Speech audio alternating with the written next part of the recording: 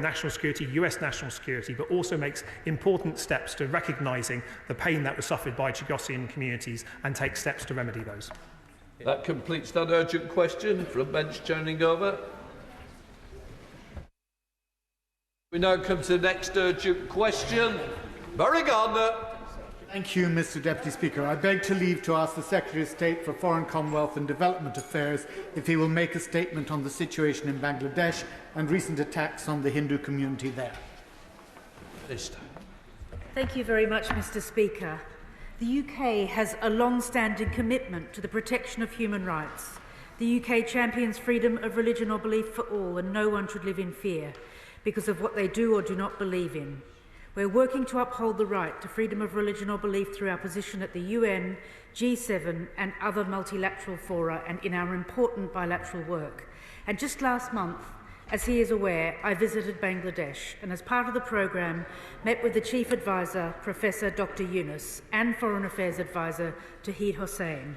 During the meeting with Chief Advisor Yunus, I was able to discuss the full range of bilateral issues, including the importance of protecting religious minorities in Bangladesh. The UK government supports freedom of religion or belief and freedom of expression in Bangladesh through both our political advocacy and development programme funding. We're providing up to $27 million from March 23 to February 28 under the Bangladesh Collaborative, Accountable and Peaceful Politics programme for protecting civic and political space, and specifically on the question of the Hindu community in Bangladesh. I was able to be given reassurances from the government, the interim government there, that in the lead up to Durga Puja, which is the national festival, that support was available for minority communities in Bangladesh. We were pleased to see the establishment of a special policing unit which was active in protecting mondaps, which is the Hindu worship sites, as I'm sure he's aware. The UK government will continue to monitor the situation, including making representations from this House and engage with the interim government of Bangladesh on the importance of freedom of religion or belief, specifically as it affects the Hindu community. Thank you, Mr Speaker, and thank you for allowing this urgent question. Since the fall of the previous government in August of this year, Bangladesh has seen more than 2,000 incidents of violence, most of which have been targeted against the minority Hindu community. Hindus make up less than 10% of the Bangladesh population, and my honourable friend will be aware that anti-Hindu violence has been a recurrent event in the country, and indeed the Jamaat-e-Islami party was earlier this year banned after riots in which 200 people were killed. But whilst Bangladesh no longer has the secular constitution of 1971 and became an Islamic state in 1988, there are nonetheless supposed to be protections for minority religions under Articles 28, 39 and others of the Constitution. These appear not to be being enforced, and there are reports of police and armies standing by as more than 20 places of minority Hindu and Sufi worship were vandalised and their worshippers attacked. On Friday, this came to a head when extremist groups from the Jamaat-e-Islami party attacked 2 Hindu temples in Chittagong and conducted a campaign of orchestrated violence against the Hindu population. A leading Hindu monk, Chinmoy Krishna Das, who is a former leader of the ISKCON Krishna consciousness movement, has been arrested. ISKCON is a worldwide branch of modern Hinduism with its UK headquarters at Bhaktivedanta Manor in Bushey, many of whose worshippers live in my own constituency of Brent West and the surrounding areas of northwest London. People are concerned that whilst he was engaged in exclusively peaceful protest, he has been denied due process, charged with sedition and refused bail. Yet none of the individuals who attacked the temples has been apprehended or charged. On Saturday, the senior Bangladeshi journalist Muni Saha was taken into police custody following an attack on her car by a large mob in Dhaka and only released under the provisions of the Criminal Code. The situation is clearly on a knife edge, and with such large diaspora populations in the UK and with large Hindu communities with strong links to the community in Bangladesh, I'd ask my honourable friend what more she can do to have discussions with the Bangladeshi government to ensure that, and with other partners in the region, to ensure that tensions are lowered, the rule of law put into effect, and calm and order restored. Thank you very much, Mr Speaker. And the honourable member is quite right to raise these concerns, and our High Commission based in Dhaka is discussing in detail with the interim government of Bangladesh how to verify the number of any incidents or attacks against communities or indeed small businesses, where there have been reports of attacks on small businesses, to record those and to take remedial action and indeed to work on prevention. And that is why in the week that we visited, we were very pleased to hear that this special policing unit had been set up. We stand ready to offer advice on law and order, but know that this is part of the roadmap towards a more stable Bangladesh. We are aware of the statement of concern from the Indian government following the arrest of Chinmoy Krishna Das, a well-known Hindu leader, on sedition charges, and the UK FCDO desk is closely monitoring those developments. We now come to the Secretary of State, Prince Patel. First of all, I'd like to thank the Right Honourable Member for this UQ. It's an important subject, and he's also raised the arrest of the ISKCON leader, and it's a place of worship I too am very familiar with, near his constituency. But, Mr. Speaker, these are deep and long-standing ties between our two countries, and the Minister herself is right to point out that even though she's visited Bangladesh recently, as my right honourable friend, the member opposite, has said, the degree of escalation in the violence is deeply, deeply concerning. And what we are witnessing now is just uncontrolled violence in many quarters. And we are now watching with horror and shock as further violence is spread in Bangladesh. And all our thoughts in this House are most definitely with the diaspora community here and those who are affected in Bangladesh. These are deeply disturbing reports. The Minister herself mentioned the deadly attacks and the violence that took place during what is an auspicious period, the Durga Puja festival in 2021. So given the current instability in Bangladesh and since the departure of the former Prime Minister in August, this is a moment of deep concern. Many governments are condemning the violence and calling for peace and law and order to be restored. So I welcome the comments from the Minister, but I must emphasise that all efforts must be taken now. We have a religious leader who has now been arrested. We need to know effectively what is being done to secure his release, due process in particular. But at the same time, can the Minister give details of the government's engagement with the government on this particular matter? What discussions have taken place? And have we been robust in pursuing the right to protect life, the prevention of violence and persecution, and importantly, tolerance for religious belief? What efforts has the government undertaken to build upon the last government's work to promote freedom of religion and belief in Bangladesh? And can the Minister say what discussions are taking place with other international partners to help restore this kind of stability that we desperately need to see in Bangladesh? Thank you very much, Mr. Speaker. The protests following the July and August student-led events were deeply troubling, and of course led to the fall of the government there. And the opposition spokesperson is quite correct in emphasising the nature of these worrying protests. And our constituents are concerned, which is why the member for Brent has brought this important question here today. And these do include reported cases of retaliatory attacks against allies of the former regime, including Hindu minority. And some of these attacks are allegedly politically motivated and are of concern. And that's why I had it at the top of my agenda when I met with Professor Dr. Yunus.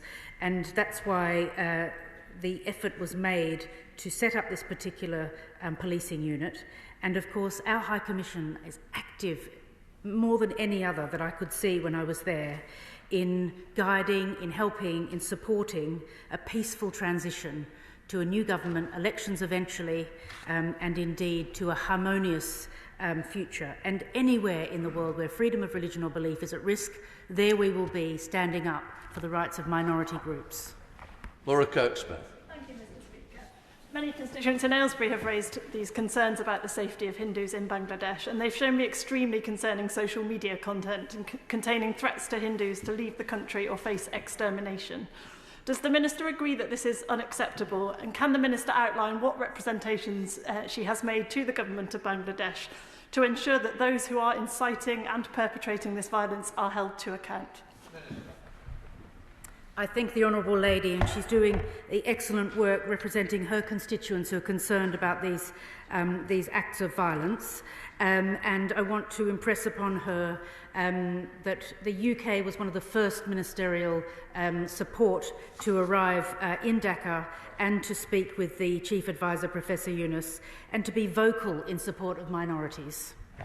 Monica Harding, the Liberal Democrat spokesperson. Thank you, Mr. Speaker. We share the concerns from across this House regarding these attacks. And I note that the Minister has spoken to her Bangladeshi counterparts and urge her to continue. The most recent Foreign Office Human Rights and Democracy report lists Bangladesh as a human rights priority and highlights reports of harassment, particularly towards Hindu minorities, often incited online. That report recognises that UK funding through civil society organisations supported freedom of religion or belief and community mediation processes. Can the Minister update us on the progress being made using UK funding to combat religious discrimination in Bangladesh? Does this funding risk being another casualty of the latest ODA cuts? And will the government support our call for an ambassador-level champion of freedom of religion and belief so that the UK can do more to ensure that the rights of Hindus and all religious minorities are protected and upheld? I thank the Honourable Lady for her suggestions for the government, and I can confirm that the Deputy Prime Minister said in Parliament on the 20th of November that the envoy appointments are under ministerial consideration and will be decided upon in due course. So she will hear presently about the freedom of religion or belief representative. But could I also explain to her that regardless of any ministerial visit, the treatment of minorities will always be uppermost on our agenda with the government which we're visiting. And specifically on her question regarding funding, we're providing up to $27 million from March 2023 to February 2028 under the Bangladesh Collaborative, Accountable and Peaceful Politics Programme for protecting civic and political space, fostering collaboration, reducing corruption and mitigating tensions that lead to violence, which is the sort of programme that we have where a country is a human rights concerned country. Dr. Rupa. Thank you, Mr. Speaker. I'm grateful to my friend and neighbour from Brent for raising these very important issues. We must be vigilant against all attacks on minorities, be they Buddhists, Christians and Hindus in Bangladesh. Would she agree with me that since that country's formation in 1971, these kind of communal tensions are sadly not new? Amnesty International and Human Rights Watch have sent me a list of different flashpoint events. Between 1974 and 2001, the Hindu population in Bangladesh decreased from 13.5% to 8.5%. So this is not a new phenomenon. We must be vigilant. But can I caution her that there may be, after a regime collapsed, after the murder of 800 students in the summer, there may be some people who may seek to exploit these tensions. We need to stamp on it hard. And can she also assure us that we're doing all we can to transition that country to democracy in what people are calling Bangladesh 2.0? I thank the Honourable Lady, who is a champion of human rights in this House, and I thank her for her particular interest in Bangladesh. And Right. Bob Blackman. Thank you, Mr. Speaker, and I congratulate my constituency neighbour and thank you for granting the urgent question. It's sad that the Minister has to come to answer an urgent question when asked last Thursday for a statement on the floor of the House on this particular issue. At the moment, we've got a position whereby Hindus are suffering with their houses being burnt, the businesses being ransacked, priests being arrested, and I understand 2 further were arrested over the weekend, and 63 monks were denied access to the country. So the clear issue here is an attempt at ethnic cleansing of Hindus from Bangladesh. So will the Minister come out and outright condemn this violence against Hindus and not just have words of piety, but actually absolute condemnation for what's going on, where we have a position where religious minorities are being deliberately persecuted because of their religion? Minister.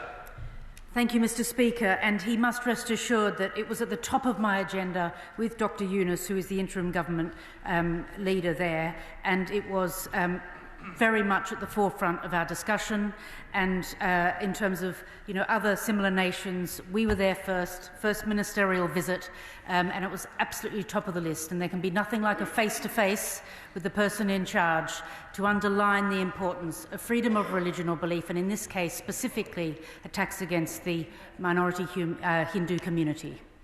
Paula Barker. Speaker, may I congratulate my honourable friend on securing this important UQ today.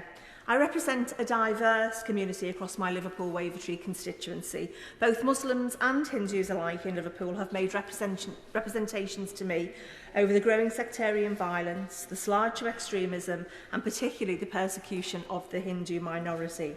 The violence faced by minorities on religious and political grounds must stop. So what representations are the UK government making at the United Nations over this matter, and are we confident the interim government in Dakar can get a grip of this? I thank the Honourable Lady from Liverpool Wavertree and commend her for her commitment to the communities in her constituency, and want to emphasise that the visit that we carried out, that I carried out last month, had freedom of religion or belief, protection of minorities and general law and order right at the top of the agenda, and the UK is at hand to support Bangladesh at this difficult time where law and order and stability are at risk. Sir Desmond. Clearly, it would have been expedient to have had a special envoy on religious freedom in place. It's all very well her saying that it's under ministerial consideration.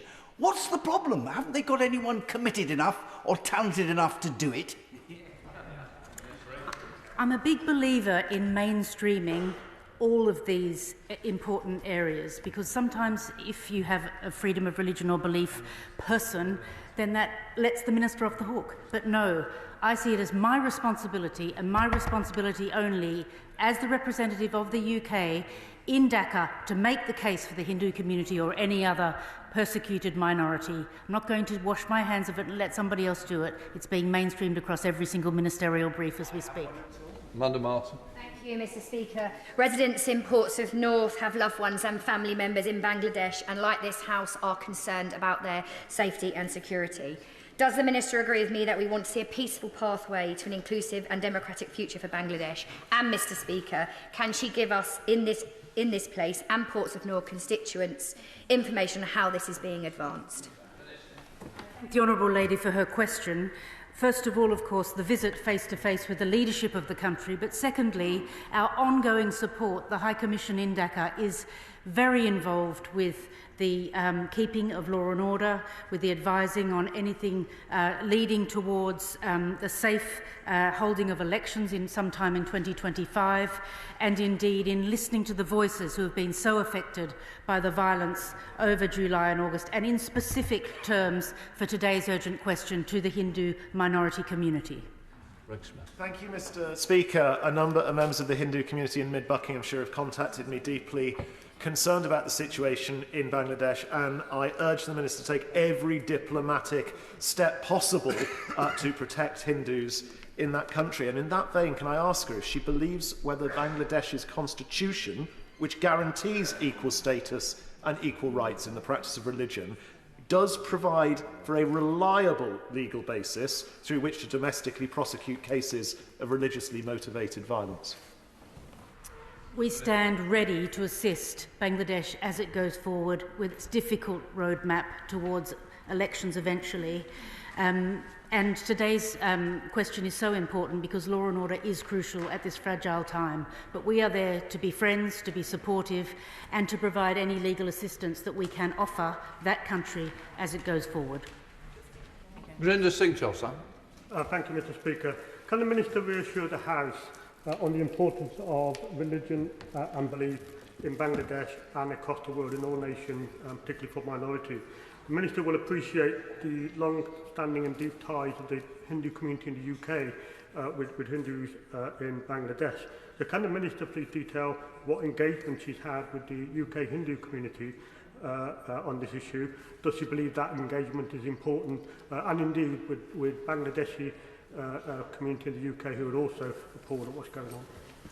I thank the honourable gentleman for his question, and of course when I was in Bangladesh I was able to speak specifically about the law and order question and concerns that had been raised in this House with me when we had our engagement event, which was cross-party, and indeed I commit to doing another one of those to explain exactly the content of my discussions while I was in Bangladesh. But could I also respond to his question regarding how I've been learning in the role? And I was delighted to go to the London Borough of Brent and to visit the temple, the Neasden Temple, and to learn about Diwali. And I had an exceptional visit there with the British Asian Trust and learned so much. And that was a prelude to Diwali, a prelude to my wonderful visit then subsequently to India after Bangladesh. And I'm on a wonderful journey. I'm falling in love. Jim Shannon. Mr. Speaker, can I thank the Minister very much for her commitment to addressing issues of religious freedom and human rights. Over that 16-day period, 2,010 people reported incidents on 69 Hindu temples, 157 families were attacked, looted, vandalised, set on fire, and 9 Hindus lost their lives.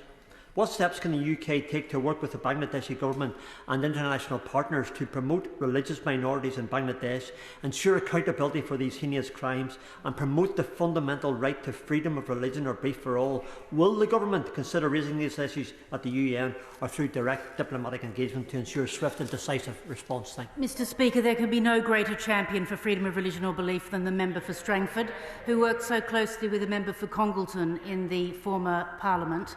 And he quite rightly monitors every single event and details them here.